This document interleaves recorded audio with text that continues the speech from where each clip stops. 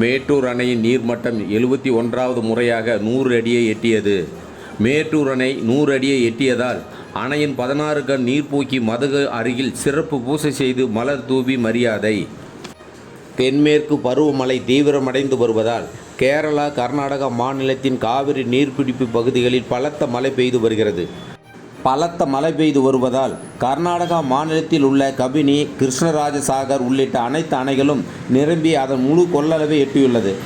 அணைகள் நிரம்பி உள்ளதால் அணைகளின் பாதுகாப்பு கருதி கடந்த சில நாட்களாக கர்நாடக அணைகளிலிருந்து உபரி நீர் திறக்கப்பட்டுள்ளது. கர்நாடக அணையில் இருந்து திறக்கப்படும் உபரி நீர் ஜூலை 4ஆம் தேதி முதல் மேட்டூர் அணைக்கு வர தொடங்கியது.